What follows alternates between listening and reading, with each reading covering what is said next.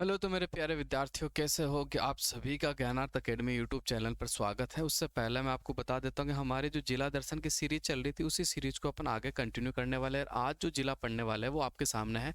नागौर जिले को अपन पढ़ने वाले हैं अच्छे से, और नागौर जिले के बारे में जो भी फैक्ट है वो सारे मैं आपके क्लियर करवाने वाला हूँ। तो सबसे पहले अपन नागौर जिले के बारे में देखेंगे कि नागौर जिले की जो लोकेशन है वो राजस्थान में कहाँ पर पड़ती है। ठीक है, तो सबसे पहले मैं आपको बता देता हूँ, ये है आपका नागौर। यहाँ से ये आपका नागौर जिला है।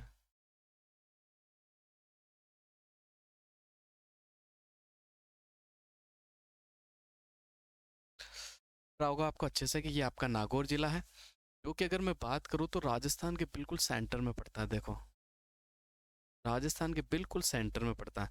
यानी अगर कभी आपको पूछ लिया जाए कि राजस्थान को दो काल्पनिक रेखाओं द्वारा काटा जाता है, तो बिल्कुल सेंटर के अंदर आपका कौन सा जिला आएगा? तो आपका नागौर जिला आएगा। क्लियर? अब मैं बात कर लेता हूँ नागौर जिले की सीमा की। तो देखो, नागौर जिले की सीमा के बारे में मैं थोड़ा सा आपको बता देता हूँ, कौन कौन से जिले, क्योंकि नागौर एक अंतर्वर्ती जिला है। अंतर्राज्यीय सीमा तो बनाता ही नहीं, यानी किसी भी राज्य की सीमा नागौर के टच नहीं होती, लेकिन जिले जो टच होते हैं वो कौन कौन से जिले टच होते हैं उनके बारे में अपन चर्चा करने वाले हैं। तो सबसे पहले आपको नजर आ रहा होगा ये आपका बीकानेर।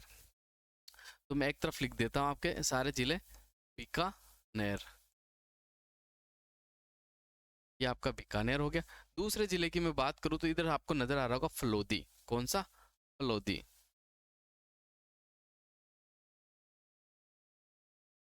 ये आपका फलोदी जिला हो गया। क्लियर?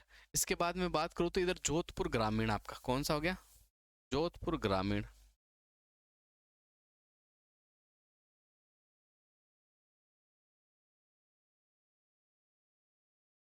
जोधपुर ग्रामीण के बाद में बात करूँ तो इधर देखो आपका ब्यावर और ये अजमेर। ठीक है,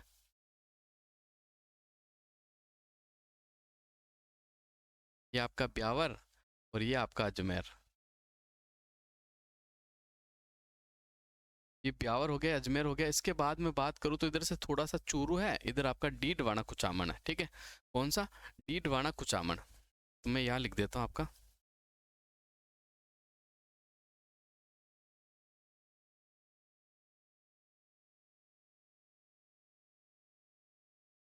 डीडवाना कुचामन और एक आपका चूरू।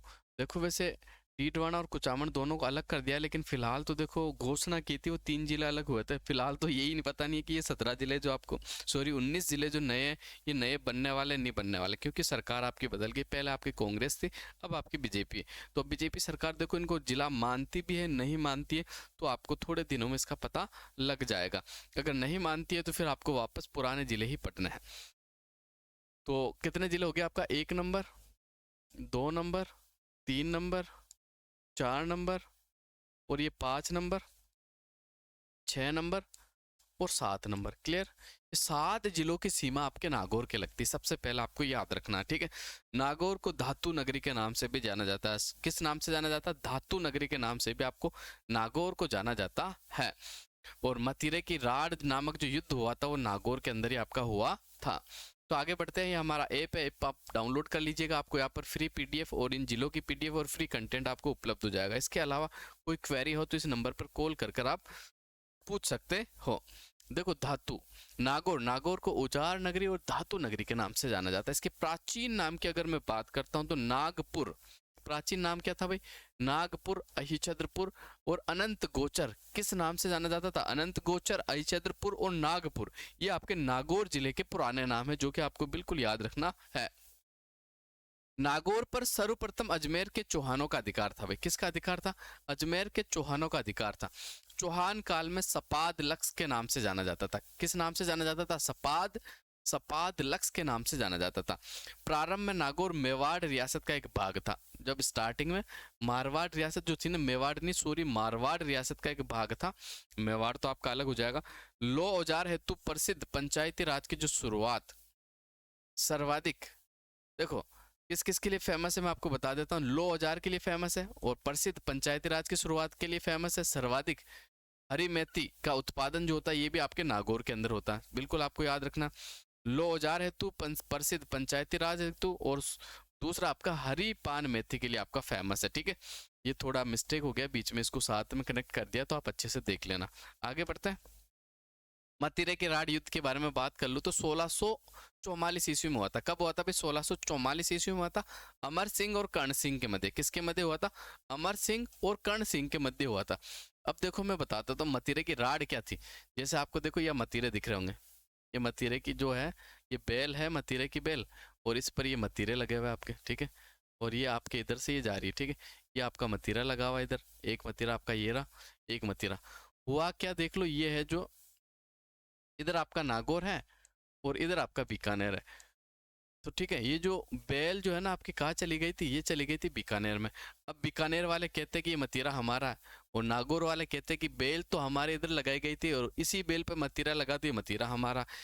इसी राड को लेकर मतीरे की राड हुई थी आपके 1654 में नागौर के अमर सिंह और बीकानेर के कर्ण सिंह के मध्य। बिल्कुल आपको याद रखना। और देखो इंपॉर्टेंट फैक्ट और बता देता हूँ, 1644 से 100 साल कम कर दे, 1544 को आपका एक शानदार युद्ध हुआ था। कौन सा युद्ध? गिरी सुमेल का युद्ध, जिसे जैतारण के युद्ध के नाम से भी जाना जाता है। आगे बढ़ते राव चूड़ा की बात कर लेते तो 1606 में राठौड़ वंश के राव चूड़ा ने मंडोर में सत्ता स्थापित कर सांबर, डीडवाना, नागौर को अपने राज्य में मिलाया था, ठीक है। राव दूधा की थोड़ी सी बात कर लो तो जोधा के जो पुत्र थे राव दूधा ने मेड़ता में सत्ता स्थापित की, जिसके वंशज मेड़तिया राठौड़ कहलाए थे। क्या कहलाए भाई? मेड़तिया राठौड़। अमर सिंह राठौड़ की बात कर लो तो 1638 ईस्वी में नागौर के शासक बने थे। नागौर के सबसे इंपॉर्टेंट राजा जो थे वो आपके अमर सिंह राठौड़ ही थे। अब नागौर दुर्ग की बात कर लेते हैं। तो कौन सी श्रेणी में? दानवन श्रेणी में। जो समतल पर जो दुर्ग बना होता है ना आपका, जो समतल पे बना होता है वो दानवन श्रेणी के दुर्ग होते हैं। तो नागौर का जो है किसी पहाड़ी पे नहीं बना हुआ, ये आपका दानवन श्रेणी का दुर्ग है। निर्माण की बात कर लूं मैं तो चौहान शासक सोमेश्वर के सामंत कैमास द्वारा विक्रम संवत 1211 ईस्वी में इसका निर्माण करवाया गया था। नाम इसे अच्छिद्रगढ़ भी कहा जाता है, फोर्ट ऑफ हुडेड कोबरा भी कहा जाता है, नागराज की फण भी कहा जाता है, नागदुर्ग भी कहा जाता है, ठीक है। और इसी के पास में एक आपका तालाब बना हुआ शुक्र तालाब, जिसका निर्माण किसने करवाया था? अकबर ने करवाया था। किसका निर्माण किसने करवाया था? मुगल बादशाह अकबर के द्वारा करवाया गया है। लेकिन अब देखो ये खंडर अवस्था में आ गया नागौर वाला, जो आपका ये नागौर का दुर्ग है, यानी नागौर वाला किला है, ठीक है। और नागौर के किले में आपका एक बादल महल भी है, जो भित्ति चित्रणों के लिए फेमस है। किसके लिए फेमस है? भित्ति चित्रणों के लिए फेमस है आपका बादल महल नागौर वाला, ठीक है। बिल्कुल आपको याद रखना है। अब आगे बढ़ते हैं, इंपॉर्टेंट फैक्ट और देख लेते हैं नागौर के बारे में। स्थापत्य, इस दुर्ग को ज्ञानी तालाब, बंसीवाला का मंदिर, वरमाया का मंदिर, अन्न गोदाम, दोहरा परकोटा, वीर अमर सिंह राठौड़ की छतरी स्थित है। आपको याद रखना, एक तो आपका ज्ञानी तालाब भी यही है, बंसीवाला का मंदिर की बात कर लूं, वर माया का मंदिर की बात कर लूं, अन्न गोदाम, दोहरा परकोटा और वीर अमर सिंह राठौड़ की जो छतरी है आपके, वो नागौर के दुर्ग के अंदर स्थित है। अमर सिंह राठौड़ की 16 खंभों की छतरी, आपको याद रखना। कितने खंभों की छतरी? 16 खंभों की छतरी। कौन से तालाब? जरडा तालाब के किनारे स्थित है। एक तो जरडा तालाब है, एक शुक्र तालाब है। दोनों ही तालाब आपके कहाँ पड़ते हैं? तो ये बिल्कुल नागौर के किले के पास ही पड़ते हैं। आगे बढ़ते हैं। दुर्ग वीर शिरोमणि अमर सिंह राठौड़ शौर्य एवं स्वाभिमान के लिए प्रसिद्ध है। आपको बिल्कुल याद रखना। 1985 में इस किले को मेहरानगढ़ म्यूजियम ट्रस्ट के संरक्षण में दे दिया गया और इस किले की संस्कृति विरासत और संरक्षण के लिए यूनेस्को की एशिया पैसिफिक हेरिटेज अवार्ड से भी सम्मानित किया गया। देखो ये तालाब आपके सामने दिख रहे हैं छोटे छोटे, और ये आपका नागौर का किला है। कौन सा किला है भाई? नागौर का किला है, ठीक है। बिल्कुल आपको याद रखना। यहाँ पर आपका बादल महल भी बना हुआ, बिल्कुल आप देख सकते हो। अब बात कर लेते हैं दधिमती माता का मंदिर। बड़ा ही शानदार मंदिर आपको सामने आपको दिख रहा होगा, ये दधिमती माता का मंदिर आपका। क्लियर? दादीच ब्राह्मणों की कुलदेवी है। सबसे पहले आपको याद रखना, दादीच ब्राह्मणों की कुलदेवी कहाँ स्थित है? तो गोट मांगलोद नागौर में स्थित है। कहाँ स्थित है? गोट मांगलोद नागौर में। मेला कब लगता है? आश्विन और चैत्र माह। कब लगता है मेला? आश्विन और चैत्र माह में। और कौन सी शैली में निर्मित है? तो महामारू शैली में निर्मित है। कौन सी शैली? महामारू शैली, जिसे गुज्जर प्रतिहार शैली के नाम से भी जाना जाता है। आपके दधी माता का मंदिर जो बना हुआ वो कहाँ बना हुआ? तो गोट मांगलो नागौर में बना हुआ। कौन सी शैली में? महामारू शैली में बना हुआ। बिल्कुल आपको याद रखना। कौन से ब्राह्मणों की कुल देवी? तो दादीच ब्राह्मणों की कुल देवी है। और मेला आपका एक तो आश्विन माह में, एक आपका चैत्र माह में लगता है, ठीक है। बिल्कुल आपको याद रखना है। ये मंदिर आपके सामने अच्छे से आप देख सकते हो। आगे बढ़ते रैण की बात कर ले तो रैण शाखा राम सनेही संप्रदाय के जो संत है ना दरियावजी के द्वारा स्थापित की गई है, ठीक है, बिल्कुल आपको याद रखना है। कौन सी शाखा? रैण शाखा। इसके अलावा मैं बात कर लेता हूँ खरनाल। खरनाल जो है ये आपका नागौर में पड़ता है। वीर तेजाजी की जन्म स्थली है। कौन सी? वीर तेजाजी की जन्म स्थली है। और 2011 में भारतीय डाक विभाग के द्वारा डाक टिकट जारी किया गया था। कौन सा टिकट जारी किया गया था? डाक टिकट आपका जारी किया गया था। और वीर तेजाजी का मंदिर बिना सीमेंट के गारे के मकराना के जो संगमरमर पर एक भव्य विशाल श्वेत मंदिर बनाया गया है, यानी निर्माणाधीन है। देख सकते हो, ये आपके सामने आपको नजर आ रहा होगा, बिल्कुल ठीक है। बिल्कुल आपको याद रखना, खरनाल जो कि आपके राजस्थान के लोक देवता है तेजाजी, तेजाजी की जो जन्म स्थली है वो आपका खरनाल है। और तेजाजी का जो मेला लगता है वो परबतसर नागौर में लगता है। कहाँ लगता है? परबतसर नागौर के अंदर। बिल्कुल आपको याद रखना है। अब आगे बढ़ते हैं और इम्पोर्टेंट फैक्ट देख लेते हैं नागौर नागौर जिले के बारे में। तो भंवाल माता का मंदिर ये मेड़ता सिटी में पड़ता है भाई। और ये आपके 2.5 प्याले शराब चढ़ाई जाती है यहाँ पर। कितने प्याले? 2.5 प्याले शराब चढ़ाई जाती है। भंवाल माता का मंदिर जो आपका पड़ता है, कहाँ पड़ता है? तो ये मेड़ता सिटी के अंदर पड़ता है। और सती माता का मंदिर पड़ता है ये गेमलियावास मेड़ता सिटी के अंदर पड़ता है। कहाँ पड़ता है? गेमलियावास मेड़ता सिटी में। चार भुजानाथ मंदिर की बात कर लूँ, मीरा मंदिर आपका कहाँ पड़ता था? ये मेड़ता सिटी में पड़ता है। यह आप देख सकते हो। ये तो आपकी भंवाल माता हो गई और ये आपकी चार भुजानाथ का जो मंदिर है ये आपके सामने है। आगे बढ़ते हैं खिंवसर का किला। कौन सा किला? खिंवसर का किला थार रेगिस्तान के पूर्वी किनारे पर स्थित है। कौन से किनारे पर स्थित है? तो थार रेगिस्तान के पूर्वी किनारे पर स्थित है। वर्तमान में हेरिटेज होटल में इसे बदल दिया गया, यानी परिवर्तित कर दिया गया। खिंवसर के किला का जो संबंध है वो नागौर से है। आपको बिल्कुल याद रखना। किससे है भाई? नागौर से। बिल्कुल आपको याद रखना है। मेड़ता सिटी की बात कर लेते हैं, ठीक है। तो मेड़ता सिटी के बारे में थोड़ा सा देख लेते हैं। इसका प्राचीन नाम मेदिनीपुर या मेड़तापुर है। निर्माण राव दूधा ने करवाया था। और यहाँ पर एक गढ़ भी बनवाया था जिसे दूधा गढ़ कहा जाता है। बलदेव राम पशु मेला जो लगता है आपका मेड़ता सिटी में लगता है। और चार भुजानाथ मंदिर जो है आपका मेड़ता सिटी में। भारत की पहली बस सेवा जो शुरू हुई थी 1994 में मेड़ता सिटी से स्टार्ट हुई थी। लिग्नाइट कोयले तो प्रसिद्ध है। और राव मालदेव के द्वारा आपका मालकोट दुर्ग भी बनाया गया था, ठीक है। बिल्कुल आपको याद रखना। बड़े इंपॉर्टेंट फैक्ट है, सादे जो फैक्ट है सीधे एग्जाम में आपको देखने को मिलेंगे। बड़े ही इंपॉर्टेंट फैक्ट है, बिल्कुल आपको याद रखना है। मेड़ता सिटी का प्राचीन नाम आपको मैंने बताया यार, तो मेड़तपुर या फिर मेदिनी नगर है। निर्माण राव दूधा ने करवाया था। और राव दूधा द्वारा निर्मित एक दुर्ग है जिसे दूधागढ़ कहा जाता है। बलदेव राम पशु मेला आपका मेड़ता सिटी में लगता है। चार भुजानाथ का मंदिर भी आपका कहा है तो मेड़ता सिटी में। पहले आपकी जो बस, सरकारी बस, ठीक है, जो स्टार्ट हुई थी वो भारत में कहाँ से स्टार्ट हुई थी? तो मेड़ता सिटी राजस्थान से। कब? 1994 में। लिग्नाइट कोयले तो आपका मेड़ता फेमस है। और राम मालदेव द्वारा एक दुर्ग का निर्माण करवाया था। उस दुर्ग को किस नाम से जाना जाता है? तो बिल्कुल मालकोट दुर्ग के नाम से जाना जाता है। मेड़ता सिटी में स्थित इस दुर्ग, अब मालकोट दुर्ग के बारे में थोड़ी सी चर्चा कर लेते तो मेड़ता सिटी में स्थित है। इस दुर्ग का निर्माण 1556 ईस्वी में राव मालदेव के द्वारा करवाया गया था। किसके द्वारा करवाया गया था? राम मालदेव के द्वारा। सॉरी, अबुल फैजल और फैजी ने इसी दुर्ग में राव मालदेव से मुलाकात भी की थी। आपको बिल्कुल याद रखना है, ठीक है। दोनों भाई थे अबुल फजल और फैजी। इन्होंने जो राव मालदेव से जो मुलाकात की थी वो कौन से दुर्ग में की थी? तो मालकोट दुर्ग के अंदर की थी। आगे बढ़ते पशुपतिनाथ मंदिर के बारे में थोड़ी सी बात कर लेते तो मांझवास गांव में स्थित है। निर्माण इसका योगी गणेश नाथ ने करवाया था। कब? 1982 में इस मंदिर में आंतरिक गर्भगृह के भीतर शिवलिंग और अष्ट धातु निर्मित करवाया था। बिल्कुल आप याद रख सकते हो। पशुपतिनाथ का मंदिर जो है आपका कहाँ है? नागौर के अंदर है। कौन से गांव में? मांझवास गांव के अंदर पड़ता है। अब बात करते तेजाजी की। अपन लोक देवता तेजाजी की है, जो पूरा उनका जो भी डाटा है वो सारा अपन क्लियर करने वाले हैं। सबसे पहले इनकी जन्म की बात कर लूँ तो 1173 ईस्वी में खडनाल के अंदर हुआ था, ठीक है, यानी माघ शुक्ल चतुर्दशी को।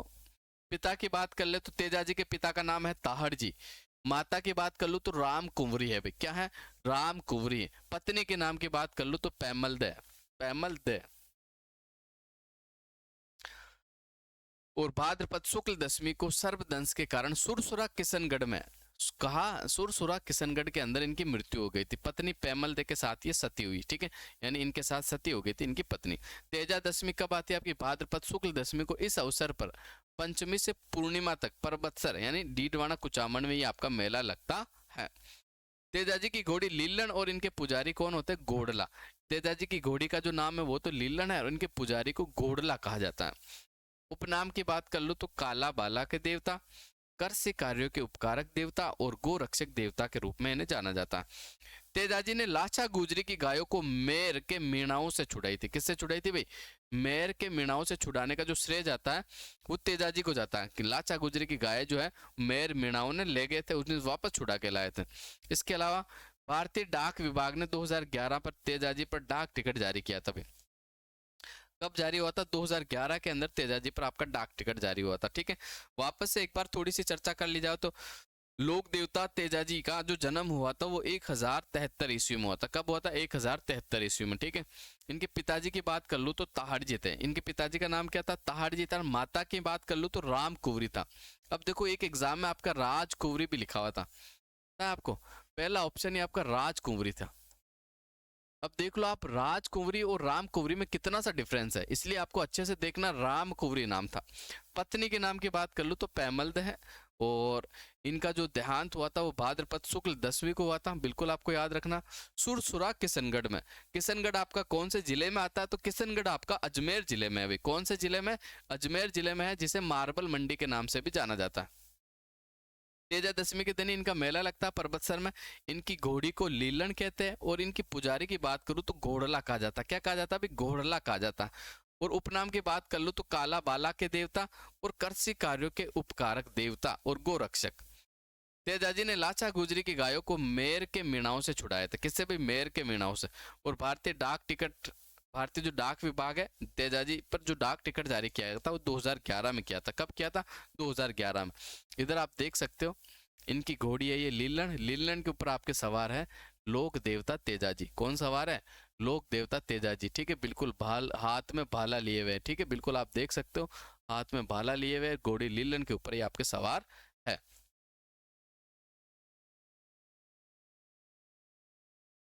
अब आगे बढ़ते हैं और जाम्बो जी के बारे में थोड़ा सा देख लेते हैं। संत जाम्बो जी विष्णुई संप्रदाय के प्रवर्तक है। जन्म इनका 1451 ईस्वी में हुआ था, बिल्कुल आपको याद रखना।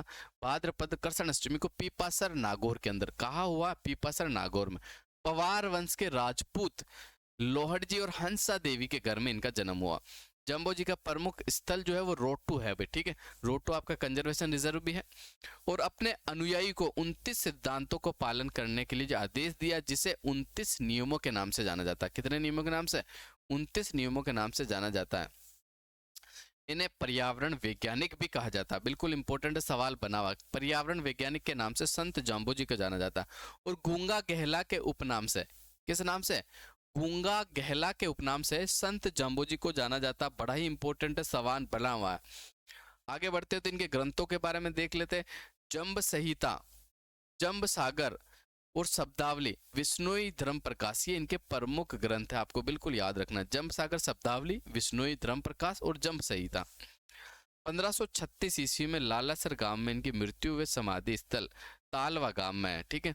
और ये स्थान मुकाम तालवा कहलाता है। क्या कहलाता? मुकाम तालवा। इनकी जो मृत्यु हुई थी वो तो लालासर गांव में हुई थी और इनका जो समाधि स्थल है वो तालवा में है। और इन दोनों स्थानों को किस नाम से जाना जाता? मुकाम तालवा के नाम से जाना जाता है।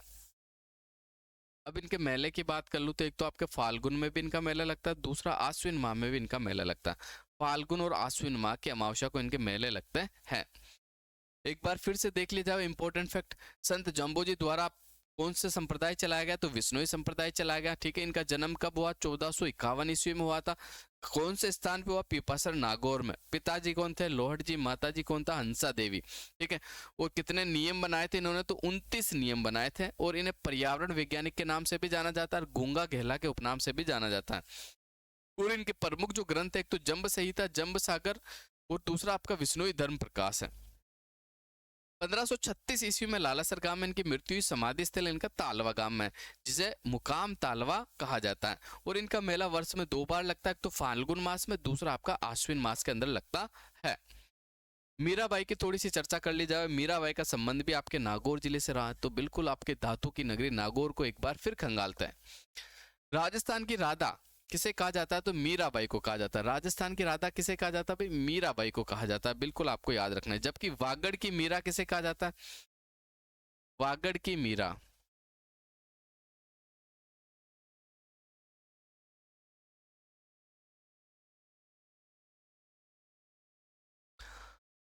आपको बिल्कुल याद रखना, गंवरी देवी को वागड़ की मीरा कहा जाता है। क्या कहा जाता है? गंवरी देवी को वागड़ की मीरा कहा जाता है। क्लियर? बिल्कुल आपको याद रखना है। इनके जन्म की बात कर लो तो मेड़ता के राठौड़ राव दूधा के पुत्र रतन सिंह के घर में कुड़की ग्राम, कौन सा गांव पूछा हुआ एग्जाम में, कुड़की ग्राम जैतारण ब्यावर जिला, वर्तमान में ये जैतारण ब्यावर में आ गया, पहले पाली में था। 1498 ईस्वी में हुआ। भाई कब हुआ? 1498 ईस्वी में आपका हुआ है। 3 जन्म मैंने आपको बता दी। संत आपके जो लोक देवता है तेजाजी, उनका जन्म 1073 ईस्वी में। संत जम्बो जी का जन्म 1451 ईस्वी में। मीराबाई का जन्म 1498 ईस्वी में। तीनों तिथियां एग्जाम में पूछी गई है, बड़ी इंपॉर्टेंट है, बिल्कुल आपको याद रखना है। इनका विवाह 1516 में राणा सांगा के जो ज्येष्ठ पुत्र थे युवराज भोजराज के साथ हुआ था। किनके साथ? युवराज भोजराज के साथ, यानी भोजराज के साथ हुआ था। और मीरा ने अपना अंतिम समय गुजरात के रणछोड़ मंदिर यानी डकोर में चली गई थी। इनका अंतिम समय जो कुछ व्यतीत हुआ था वो रणछोड़ मंदिर गुजरात के अंदर हुआ था। द्वारका के 1547 में गिरधर गोपाल के अंदर ये विलीन हो गई थी, आपको बिल्कुल याद रखना। ठीक है, कब? 1547 के अंदर। आगे बढ़ते संत दरियाव जी के बारे में थोड़ी सी चर्चा कर लेते हैं। राम सनेही संप्रदाय की रैण शाखा के संस्थापक संत दरियाव जी। भाई राम सनेही संप्रदाय के जो प्रवर्तक है वो कौन है? तो उनकी जो प्रमुख पीठ है आपके शाहपुरा में है। किनकी भी प्रमुख पीठ? रामचरण जी की प्रमुख पीठ का है, तो आपको बिल्कुल याद रखना वो आपके कहा बताया मैंने, शाहपुरा के अंदर। और इनकी एक शाखा है, ठीक है, राम सनेही संप्रदाय की रेण शाखा, जिसके संस्थापक दरियाव जी। इनका जन्म ब्यावर जैतारण तहसील में हुआ था 1676 में। ठीक है, और इनके गुरु की बात कर लूं तो संत प्रेमदास जी इनके गुरु हैं। संत हमीमुद्दीन नागौरी तारकीन का उर्स चिश्ती संप्रदाय के संत हैं। इनकी दरगाह नागौर के गिन्नानी तालाब के समीप बनी हुई है। बिल्कुल आपको याद रखना, गिन्नानी तालाब के समीप बनी हुई। देखो नागौर के 3 तालाब हो गए आपके। एक तो आपका शुक्र तालाब, तालाबों से भी कभी सवाल बन जाता तो शुक्र तालाब। एक आपका जर्डा तालाब,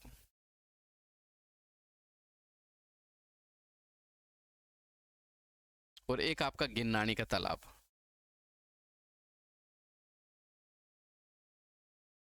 तीन तालाब हो गए, शुक्र तालाब, जर्डा तालाब, गिन्नानी तालाब। ठीक है, इन्हें ख्वाजा मोइनुद्दीन चिश्ती के द्वारा सुल्तान उल तारिकीन यानी सन्यासियों का सुल्तान की उपाधि आपकी दी गई है। इनकी मृत्यु की बात करूं तो 1274 ईस्वी में हुई। कब हुई भी? 1274 ईस्वी में, आपको बिल्कुल याद रखना है। आगे बढ़ते हैं और इम्पोर्टेंट फैक्ट देख लेते हैं। कवि वृंद, मूल नाम इनका वृंदावन। ठीक है, मूल नाम की बात करूं तो वृंदावन था। जन्म इनका मेड़ता नगर में 1643 ईस्वी में हुआ था। डिंगल और पिंगल के 10 ग्रंथों की रचना की, जिन्हें वृंद सतसई, यमक, भाव पंचाशिका, श्रृंगार वचनाशिका और सत्य स्वरूप आदि प्रसिद्ध है। अबुल फैजी और अबुल फैजल के बारे में बात कर लेते। दोनों ही ये आपस में भाई थे। नागौर के शेख मुबारक के पुत्र हैं। ठीक है, अबुल फैजल का जो जन्म हुआ था 16 सितंबर 1547 को हुआ था, जबकि इन्हें फैजी कहा जाता है। अबुल फजल का जन्म 1551 में हुआ था।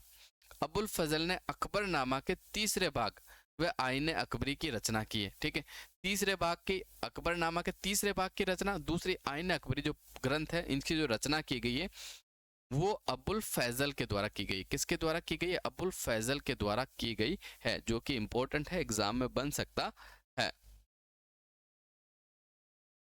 आगे बढ़ते हैं। तो इस अगर नागौर जिले की पीडीएफ चाहिए तो आप ये ऐप डाउनलोड कर लेना, इसी पर अपना सब कुछ है। तो बार बार मैं जैसे मैं आपको बताता ही हूँ तो आपको पता ही होगा। देखो एक बेहतर तैयारी करनी है ना, तो देखो आपके एग्जाम स्टार्ट हो गए, जैसे कि अभी फिलहाल आपका जूनियर अकाउंटेंट वाला एग्जाम आने वाला है सबसे पहले, फिर आपका पशु परिचय, इसके अलावा बहुत सारे एग्जाम है। बिल्कुल आप रूटीन से पढ़ाई कीजिएगा, नौकरी ज़रूर लगेगी और 100% लगेगी, लेकिन आपको अच्छे से अपने आप पर कॉन्फिडेंस रखना और अच्छे से बिल्कुल एक सही मार्गदर्शन के अंदर आपको पढ़ाई करनी है। तो आज के लिए बस इतना ही। मिलते एक नए जिले के साथ और एक नए क्वेश्चनों के साथ, नए फैक्टों के साथ। तो आज के लिए बस इतना ही। सभी साथियों को जय हिंद। नमस्कार दोस्तों, ज्ञानार्थ एकेडमी में आपका स्वागत है। प्रतियोगी परीक्षाओं की तैयारी करने के लिए ज्ञानार्थ एकेडमी के ऐप को प्ले स्टोर से डाउनलोड करें। बता दें कि ज्ञानार्थ एकेडमी के ऐप से आपको टेस्ट सीरीज और विभिन्न प्रतियोगी परीक्षाओं की तैयारी के लिए उपलब्ध सामग्री मिलेगी। अधिक जानकारी के लिए हमारे व्हाट्सएप नंबर पर मैसेज करें या फिर कॉल करें।